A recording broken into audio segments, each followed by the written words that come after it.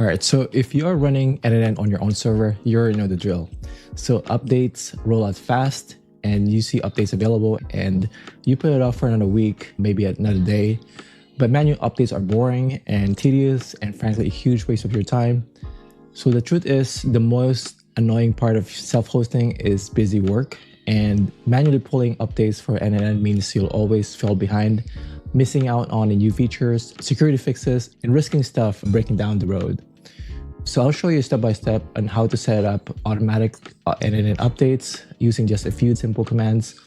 And if you want those beta features, I'll cover that too. So I'll do this login into a hosting or browser terminal, but these steps works the same way if you SSH in with something like PuTTY or terminal. And today I'm going to fix that for you, and here's what I'm going to be solving. I'll show you the manual process first, and then we will automate this whole process so you never have to go and SSH into your server again.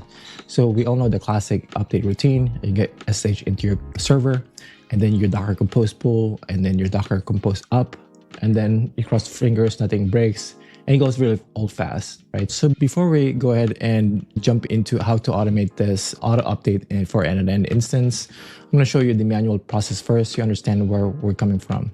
So typically when you log into your n8n instance, you're going to see something like this. Or at the bottom left, it's going to tell you that there's an update that's there and you have to update your n8n instance.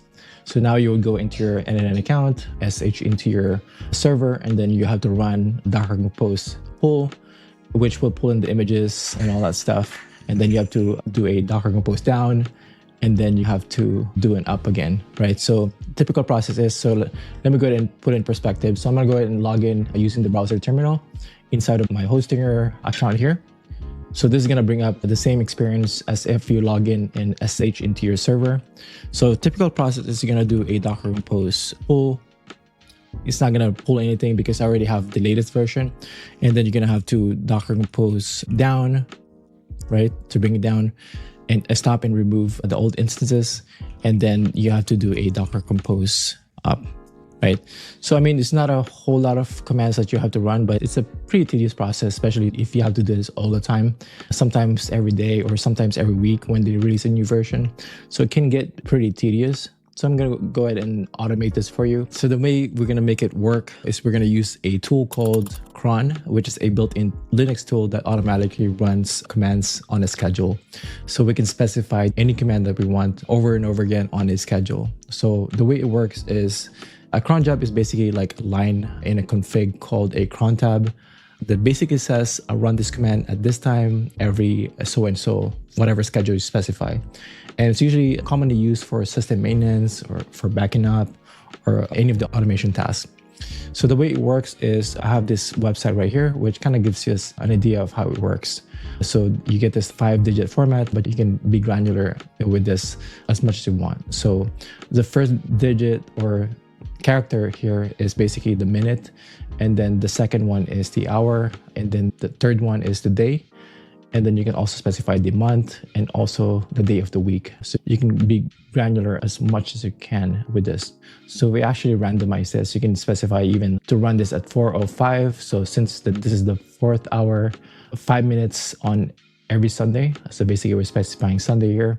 So you can pretty much go and change it into various ways and schedule the process to run. You know, you can have it run every weekly if you want. So this is basically up to you on when you want to perform these updates on your n8n server, when you want to pull the latest version of n8n. So it's really up to you when you want to do that. But I'm just kind of giving you a guideline here on what you can do and what's possible. So let's go ahead and put everything into practice. So every command that I'm about to type into the screen, I'm going to go ahead and try it and explain it to you.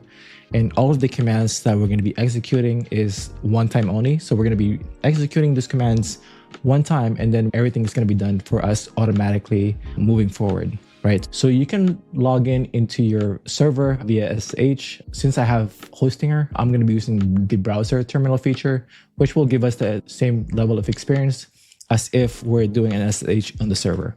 So we're going to go ahead and click on this browser terminal inside of my Hostinger account. So this is going to open up the terminal inside of the browser window. So now from here, you can perform the same actions that we usually do. So the first thing that we need to do here is we need to type in which Docker. This is all going to make sense later on as we put together the entire commands that we're going to be adding inside of cron tab for the cron job. So the first thing here is we're specifying a command which will give us the path to where the Docker lives on the server, right? So you're going to see something like this as an output. So that's something that you need to keep in mind and keep track of as we move forward. The next thing that we need to do is we need to figure out where the Docker compose is located on the server. Since the cron tab is running, we're executing the cron tab, we are on the path of the cron tab, and we need to specify where the Docker compose file is and where the Docker lives in our server. So the next thing that we need to do is we need to figure out where the Docker compose.yaml file lives. So we're going to go ahead and paste this command. I'm going to go ahead and explain it to you. So we're going to go ahead and do a ls here, which is basically we're going to be determining where the file path is for the Docker compose. So if we hit enter on this command, you're going to see here that we're going to be seeing this -root -docker compose.yml file, which is basically where the path of the Docker compose.yaml file inside of the server. And this is something that we need to keep track of later on so that when we put together the full command inside of cron tab, we can specify all these different paths, right? The next thing that we need to do is we need to open up the cron tab, and we need to open it up using an editor. So we're going to be using nano for this. So basically we're going to go and specify the editor equals to nano, and we're going to be running this cron tab. We're going to be opening it up using nano as an editor. So when you first open this up, you might not have any entry here. The asterisks on the top are basically just comments to just kind of gives you an instruction on how it works. So you can ignore that part of it. The thing that you need to pay attention to is the one that I have here. So like I said, you're not going to have anything here when you first open it up. So I added a command here, which basically includes the cron schedule that when we want to run and execute this command. So in my case, I specify here to run every 2 o'clock in the morning. So it's 0 of 2 o'clock or 2 hours. And then basically this will run every hour. The next line here is we're echoing every time we log into a Docker update log file. We're doing an echo here on the top of the log file to kind of signify that this is the start of the process where the command has been executed, right? So the double end means that we're going to be running it in sequential order. So after this log has been added, since the date has been added into the log, we're going to go and run the next command, which is running the Docker compose we're specifying the file here, the path for the Docker compose file, and we're doing a pull right here.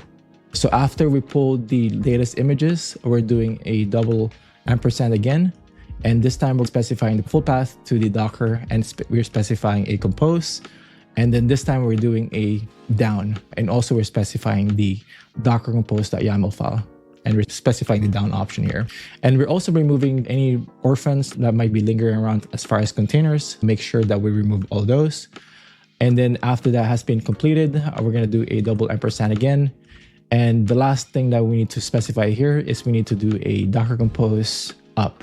So it's longer than the usual Docker compose commands that we usually issue when we execute these commands.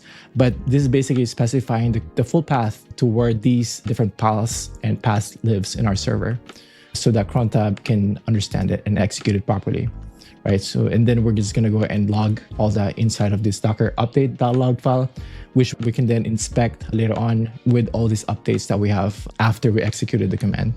So we're going to go ahead and control all this, hit enter to save it. And then we're going to go and control X to exit out of the nano editor. So the way we can validate and to inspect and to make sure that the cron job is actually working properly is to actually change the cron tab to run every minute. So instead of having to wait till 2 in the morning and just to determine that it's actually not working properly, we don't want to do that. So we want to change this so that it can run every minute so we can know right away that it's actually working. So the way to do that is we're going to change the 0 into asterisk, and then we're also going to be changing 2 to an asterisk. So if you have asterisk across your schedule, that means it's going to be running every minute. And we're just going to do a control O, hit enter, save, and then control X just to get out of it, right? So the way we can check for all the running containers is to do a Docker compose PS, and it's going to tell us when the instance of container has been created. So you can see here that the last For these containers, it's been created 20 minutes ago. So in a minute, you're going to see that the created time is, or date is going to change, and it's going to be refreshed. Since we're running this update every minute, you're going to see this constantly refresh every minute. So if you run this command again, you're going to see here that it was created 27 seconds ago instead of 20 minutes ago. So if you run this again, Docker Compose PS, it's been up for 47 seconds. So soon this is going to change again. It's going to change again to something like, a few seconds later. All right, so now that we have it working, let's go ahead and actually put it in the time when we will actually want it to run, now that we know that it's actually working. So let's go ahead and open up the Cron tab again, and let's update this to whatever time that we want. So we're going to go ahead and specify 0, 2, which I want to run every 2 o'clock in the morning, every day. So let's do a Control-O, hit enter, and then Control-X. So now if you do a Docker Compose PS, this is no longer going to update every minute. It's only going to update once a week or once a day as scheduled. Okay, so the next thing I want to show you is how do you get the next version, not the latest version, but the next version. So currently the version for n8n as for this recording is 1.112.4, which basically is the same as what I have available here on the server where my instance of n8n is currently running. So if I wanted to jump into the latest or the next version of n, which if you look at the release notes right here, you can see here the next version is 113.1, which includes the new feature of data tables. So I currently don't have it because I only have the latest, but if I want to jump into the next version, I would have to go into the next version. So this is something that you don't need to do. This is completely optional, but if you want to jump into the latest and the cutting edge of n8n development, you can go ahead and perform these actions. So let's go ahead and jump back into the terminal. So I'm going to go ahead and open up the Docker Compose file. So if you inspect the Docker Compose file, you can see here that under the n8n image, you can see that if you don't specify the version for the image, you're always going to get the latest version. So this is pretty much identical to that. You can also specify a specific version if you want to be granular on this, but leaving it as nothing, which means you're always going to get the latest. But if you want to get the next version, you're going to have to change it to next, which is basically what they have here in the documentation. If you scroll down into the Docker updates, so you can see here that when you do a Docker pull, you can specify the version, which is in this case 1.8.1. But if you leave it out, you're always going to get the latest or the stable version. But if you want to get the next version, which is unstable, as they call it, you're going to have to specify the next tag. So that's what we're going to be doing. So we're going to be changing that to, we specifying the next here. And then we're going to do n Control-O just to save it, and then Control-X. The next thing is we're going to do a Docker. This is going to be one time. So this is going to be moving forward. We're always going to be getting the next version since we saved the Docker Compose file with the next tag. So let's go ahead and do a Docker Compose pull. If you go to my server, you can see that I have the 1.12.4. Just keep that in mind. So if we jump back into the terminal, if I do a Docker Compose pull, as you can see here that the next version of the image for n8n is being pulled, which is taking a little bit longer. You can see that it's being updated in real time, as you can see here. All right, towards the end, we can go ahead and once it's done, I can go ahead and Docker Compose down, which will bring it down and stop the containers. And then we can do a Docker Compose up, detach mode, and this is going to start it up. So if you go back into our n8n instance and do a refresh here, give it a few seconds, and I can go ahead and refresh it. So after we perform and get the next version of n8n, once we go back into our n8n instance, you can see here, if I refresh, you can see that the data tables option is now available, which is a new feature n8n, which is coming in the next version of n8n. I also have, if you look at the about n8n here, you can see that the next version, which is 1.113.1, is now installed on my machine, as well as the option here where I can also create a data table here. I can work with and play around with the new version of n8n now, and I'm always getting the beta version. So like I said, this is completely optional. Make sure you back up your data and then set your cron job and spend your time building the stuff that people pay you for instead of babysitting updates. So if you want more updates or more walkthrough of n8n features in the future, please go ahead and leave it on the comment or hit like and subscribe. And I'll see you guys on the next one.